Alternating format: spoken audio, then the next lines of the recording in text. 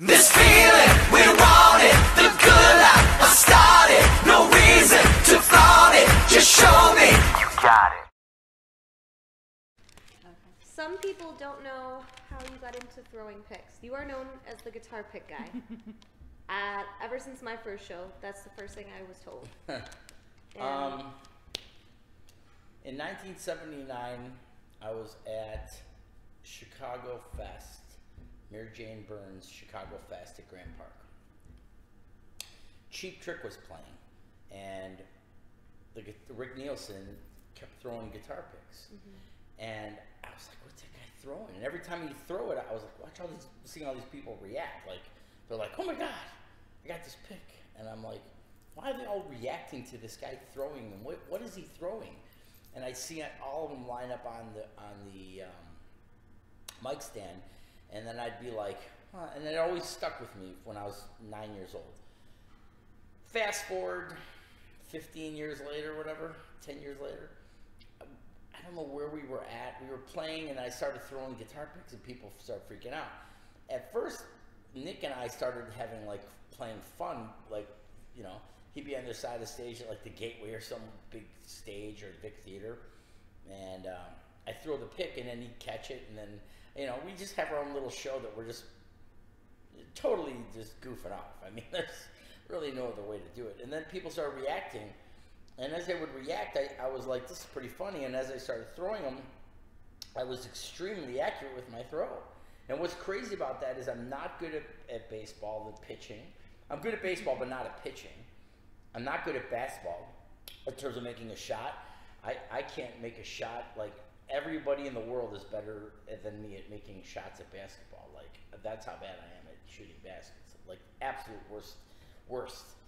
And so I would throw these picks, and I was extremely accurate with it. And I'm very, very accurate with picks. So I don't even know. I mean, I would say, and I'll tell you, I'll show you something crazy. I think I have it on my phone. The video? No. So I'm pretty sure I have it on my phone. So it's kind of funny because Rick Nielsen, Just checking. Make sure I press record. is the one who did that, and there's a picture with me and Rick holding the guitar pick together. Oh, that's cool. Oh, cool. In fact, I'll show it to maybe if the camera can see that. You tell me if you can see that. So that's Rick and I. And that's kind of funny because we played with Cheap Trick a couple of years ago, and while we're playing with Cheap Trick, it's raining. It's pouring rain at Taste of Joliet, and I feel somebody throwing picks at me from behind. I'm like, who's throwing picks at me? Who's whipping picks at me? And I'm like, it's Rick Nielsen. I'm like, so I start whipping it back at Rick. We're playing catch, Rick and I. And I'm like, this is your fault. Come full circle. And it is very full circle. And I remember getting back into the thing, and Robin Zander and Rick Nielsen are there, and they're like, is it really bad with the rain? I go, oh yeah, it's brutal. It just whips you in the face unapologetically. Boom. And they're like, okay, yeah, rock on, that's cool. I'm like, oh yeah, we're good. Let's go. I remember Mike going, my drums are getting wet. I go, don't worry about it. If they get destroyed, I'll buy you another set. Let's go do this thing. You're playing with Cheap Trick. We're playing with Cheap Trick in front of, like, you know, tens of thousands of people. Nothing else matters. It's rock and roll. Yes, that's awesome. So that's how I got in the picks. Okay. You wanna go? You go. Oh, okay. I guess. Okay, if you could offer just one piece of advice to a new musician, what would it be? I think it applies to anything you do in life. It's effort. You put forth an effort. I think no matter what you do in life, whether it's a musician or whether you're going to be a realtor or you're going to be a graphic designer or you're going to be a plumber or whatever you're going to do in life, a baker, it's effort. If you put forth a good effort, you're halfway there to be successful. The other half of skills, you'll acquire over time, and you'll learn skills. I still am trying to acquire more skills. I don't think I'll ever stop trying to get better at something, learn something from somebody. And you would think like, oh, you've done a lot of stuff, you know a lot. Yeah, but we have people work for the crew that are kids anywhere between 14 to 18 for the summer. And I treat them equally as somebody that's an adult or somebody my age. I'm 50. And I listen to what they have to say, because sometimes they might see something or have an idea that I didn't think of. And so I can learn from them. And I think when you assemble a team of people, you can learn from each other. And so effort is so critical, because you can have all the skill set in the world, but if you don't put forth a good effort, then you're not going to be successful at what you're doing. So you have to care. And most people, I see a lot of people do jobs they don't care, and then they're not happy about the outcomes. And I'm like, it's because your effort was not where it should have been. No matter what you do in life, I don't care what you do. That's halfway there to be successful, caring in your effort, you know. That's my 2 cents on that one. Okay, if you could offer just one piece of advice to a new musician, what would it be? I think it applies to anything you do in life. It's effort. You put forth an effort. I think no matter what you do in life, whether it's a musician or whether you're going to be a realtor or you're going to be a graphic designer or you're going to be a plumber or whatever you're going to do in life, a baker, it's effort. If you put forth a good effort, you're halfway there to be successful. The other half of skills you'll acquire over time, and you'll learn skills. I still am trying to acquire more skills. I don't think I'll ever stop trying to get better at something, learn something from somebody. And you would think like, oh, you've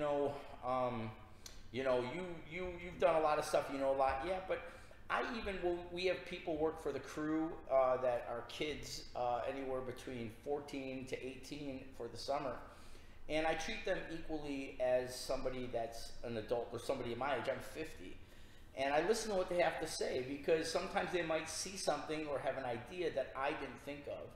And so I can learn from them. And I think when you assemble a team of people, you can learn from each other. And so effort is so critical, because you can have all the skill set in the world, but if you don't put forth a good effort, then you're not going to be successful at what you're doing. So you have to care. And most people, I see a lot of people do jobs they don't care, and then they're not happy about the outcomes. And I'm like, it's because your effort was not where it should have been. No matter what you do in life, I don't care what you do. That's halfway there to be successful, caring in your effort, you know. That's my 2 cents on that one. It's a good piece of advice. Good, yeah. Mm-hmm. All right, so what musician or artist did influence you to get to where you are today? Let's see. There's many. I think we all get influenced by people. I mean, I think when we ride the train of life together, you're getting influenced by people all the time. For me, I remember seeing Don Kirshner's rock concert, and it was a TV show that he would play these clips of bands, and he played Def Leppard on the High and Dry record. He played Let It Go, Saturday Night High and Dry, and Bring On the Heartbreak. And they just played these 3 videos, and I was just amazed on how well the band sounded, how much energy they had. They moved around. They weren't just staring at their guitars. And I was like, wow, this band rocks out, you know? And so so then all of a sudden I remember, and ironically, that was impacting to me. It came full circle a little bit more, a couple times. Like, I guess I wouldn't say full. It went a quarter circle, another half circle. I saw when the cable guy came in to install TCI cable in our neighborhood, was the new cable that you're going to get. And he's like, you're going to have MTV. And I'm like, what the hell's MTV? And he's like, it's music television. And he had just installed it. The installer just left. My mom was just making dinner and calls up for dinner. And all of a sudden, I turned on that channel, and Photograph came on by Def Leppard. And I went, I have to play guitar in a band. This just has to happen. I already kind of wanted to do that, but that solidified it for me. And I was like, that's it. The rest of my life, I'm playing guitar. I was just so blown away by how good the band. Mutt Lange was the producer, and he did such a good job of producing the band and captivating the strengths of the band, hiding the weaknesses of the band. And I've always carried that over into Seventh Heaven. The same thing. exemplifying our strengths and hiding our weaknesses. I think a good producer, a good manager, a good coach does that when you assemble a team of people. And I was just really into seeing that, you know, like that big, huge show kind of thing. Then Van Halen, Eddie Van Halen was a huge inspiration to me. I just couldn't believe how awesome of a guitar player he was, and how many different things he made the guitar sound so many different ways. And he really like showed me as a guitar player, you can do more than what you're doing.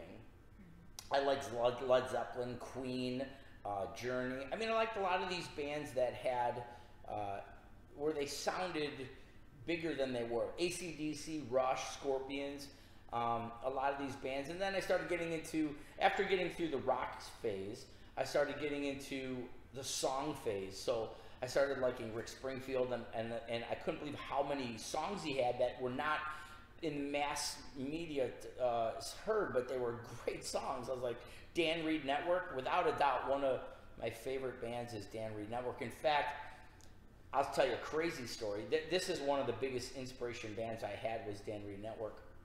And I had written to the keyboard player, Blake, a few times about asking him about tones that he used on certain songs. I was like what do you use on that song? You know, the sound.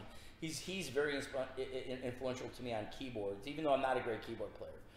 And I'm a good programmer, but not a great keyboard player. And you know, we went back and forth a couple times. I released, during this pandemic that we're in, I released one of those concert videos that, you know, full concerts. And he just writes me back, because your band rocks. He goes, I love your band. He goes, he goes, I play in another band, and we watch your medleys, and we wonder. I'm like, are you kidding me? Like that's crazy. And it's very surreal to me to play in Bon Jovi, to play with Bon Jovi, play with Journey, play with Def Leppard, play with Styx, play with Foreigner, play with Rick Springfield, play with these bands or interact with some of these bands, and for them to even know who our band is or us to play with them is so crazy to me, you know. REO Speedwagon, I mean, like some of these bands, I grew up like, you know, I went to the Bookmobile and got their record, and I would spin it and be like, this is the greatest thing ever. And it really, music has always been so important to me. Like, it's such a great you know, all what we see now with argument on politics and TV. I've been listening to music, and it's so awesome to escape. It's a healthy form of escapism.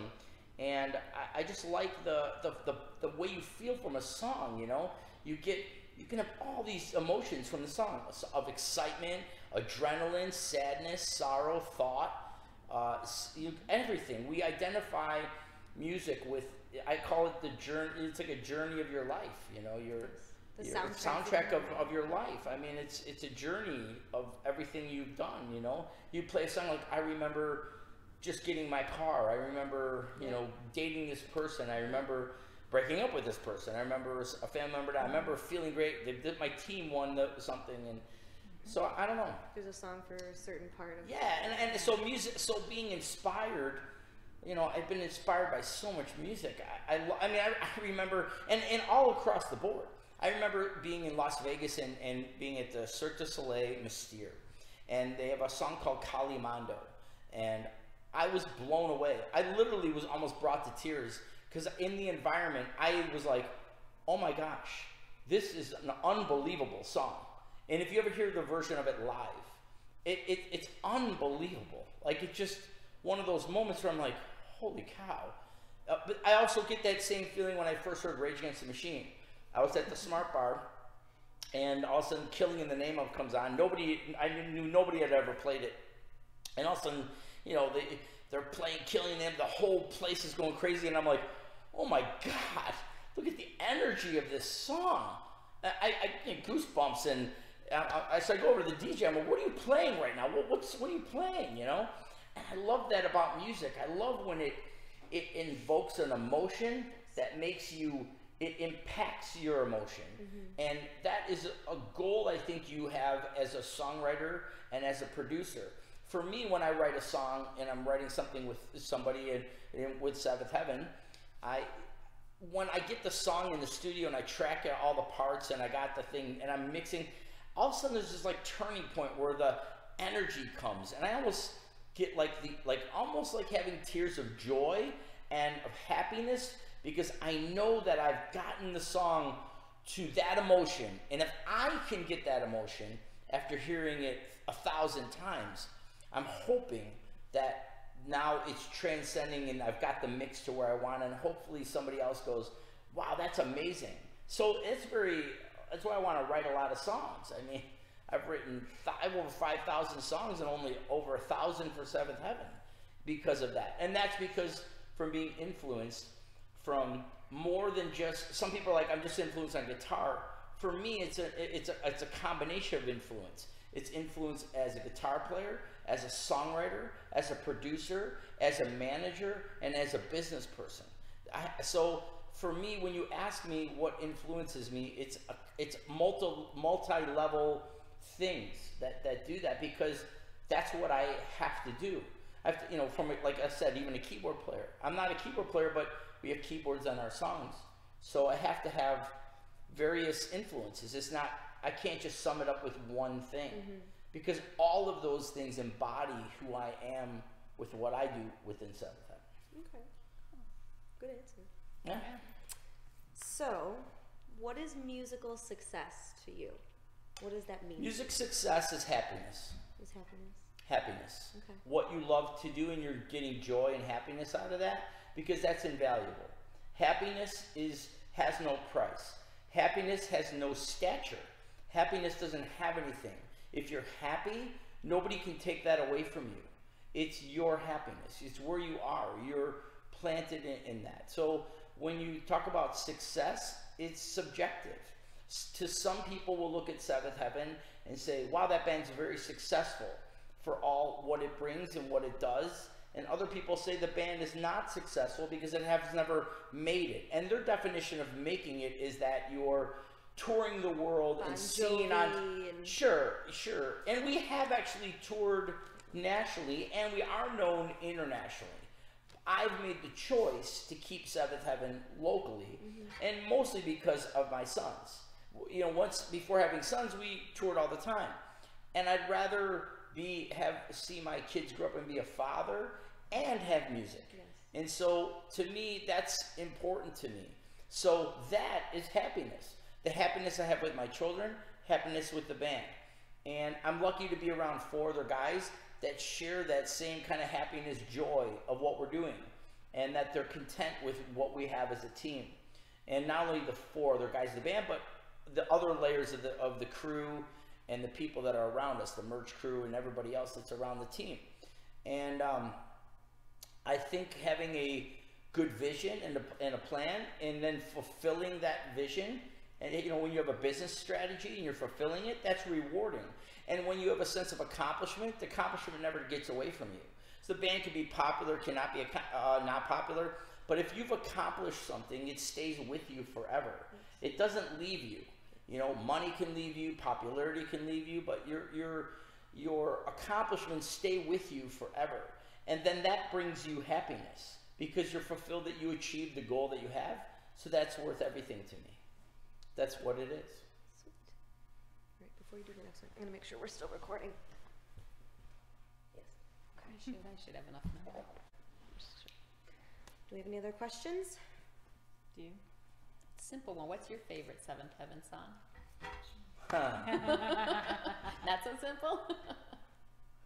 Or if not, you can't think of one of the last 3 CDs. One from each CD.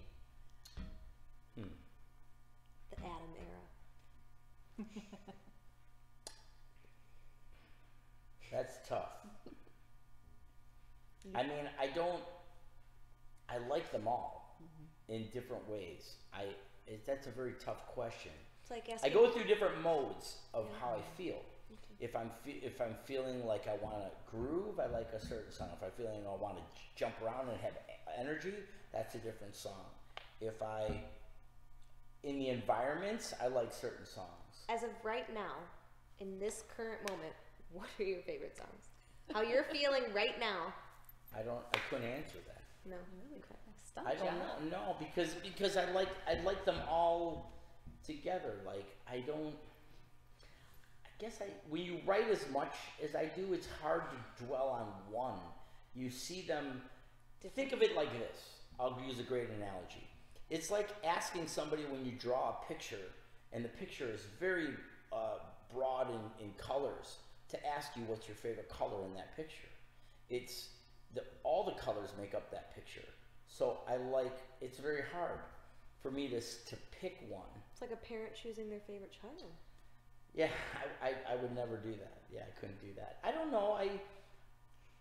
Different days I like certain songs. I mean, sometimes I'm and I think the guys in the band are the same. We all kind of like, sometimes we're in the mood to play this one song, and sometimes you're sick of that song. It doesn't mean you don't like it. Cellophane. You know. Stop it. So it's not played all the time. It just depends on. Thank it just you, depends on the song. I mean, it's just depends. You know. Mm-hmm. I mean, I don't know. I love writing songs. Like, I'm into the new record, like what we've got, but we're still not done tracking the parts. You know. Okay.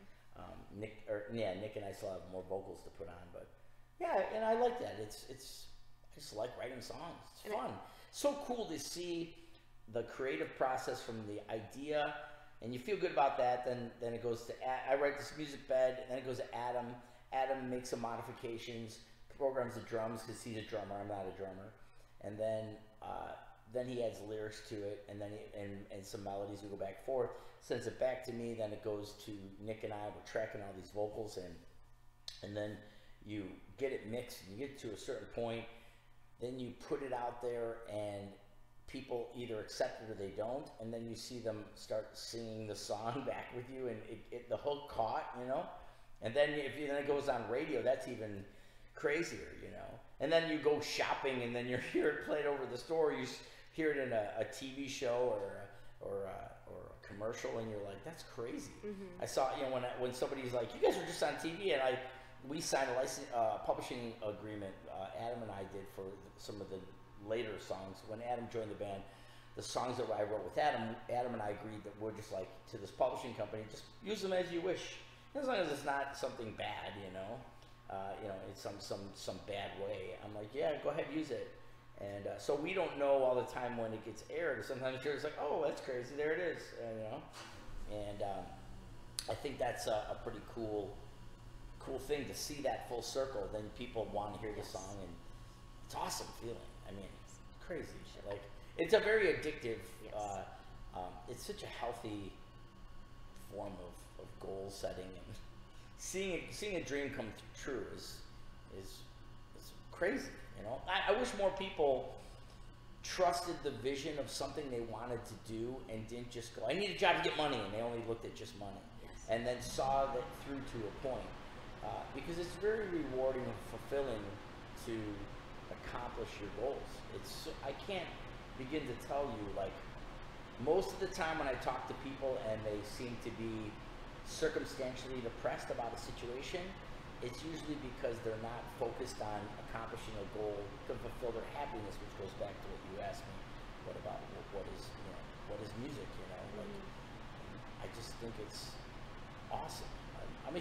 I'm as much of a groupie as I am a performer. Okay. I think this next album, the feedback is going to be so much greater because we've been waiting, 2 years now? Because of the lack of summer fest season, and when you guys usually bring out the new album. Right. So that's interesting, because something that most people don't know about Seventh Heaven is we're very methodical about our business strategy. We purposely come out with records at May and June because that's when we're going to go promote them to the most amount of people. So if we release the record in January, by the time we get to June, July, and August, it's old news, or that's an old record.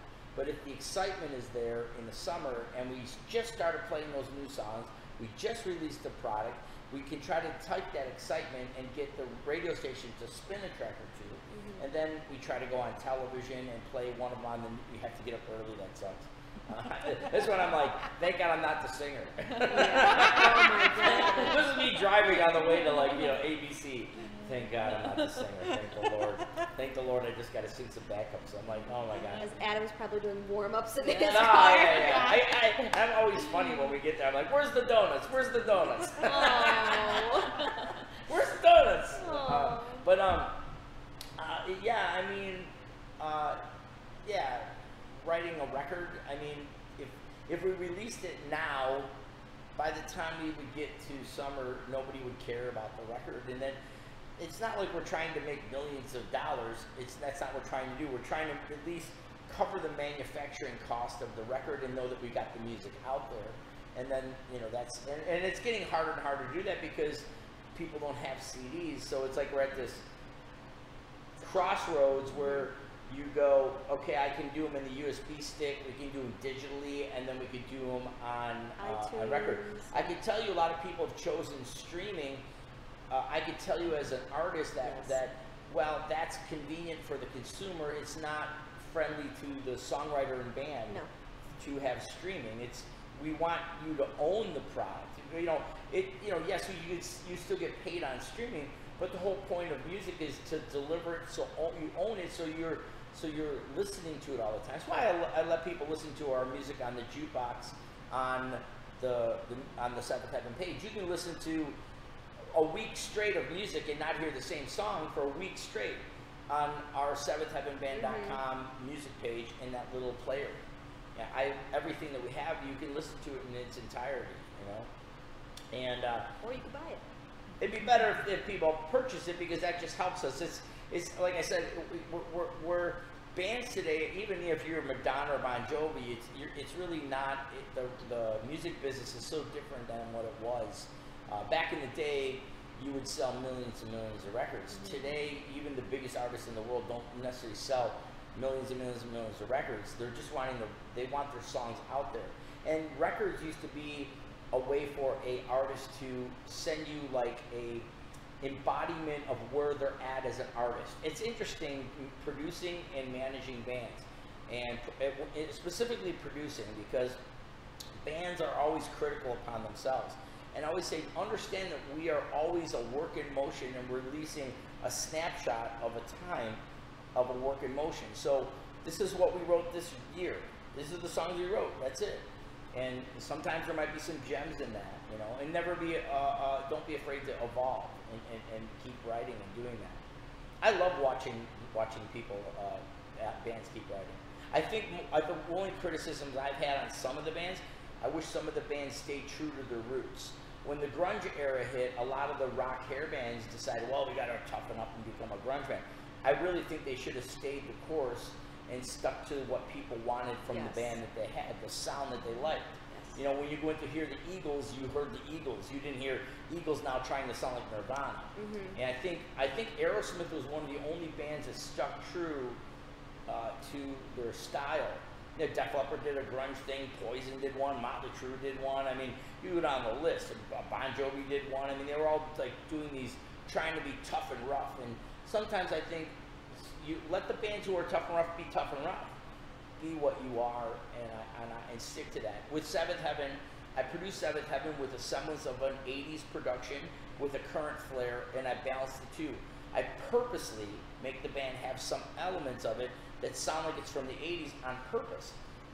Big verb on the layered stacked vocals, delays, certain keyboard patches, a lot of layers of guitar, because that's, if we're going to be playing a 70s and 80s medley and people like that part of us, well, then I want to make sure that our originals kind of are in the same ecosystem sonically, and they kind of match. We sound like an arena rock band. We're an album-orientated rock band. We're a modern rock pop band, you know. And I want to be in two different ecosystems, you know. So this is kind of how I produce it. So it's very methodically planned, you know. So thanks for joining us this week. Until next time. Bye. Bye. Go to Big Sammy's, get a cheeseburger and the cheese logs. I've got something I think I need to say. Wherever you go is where I want to stay.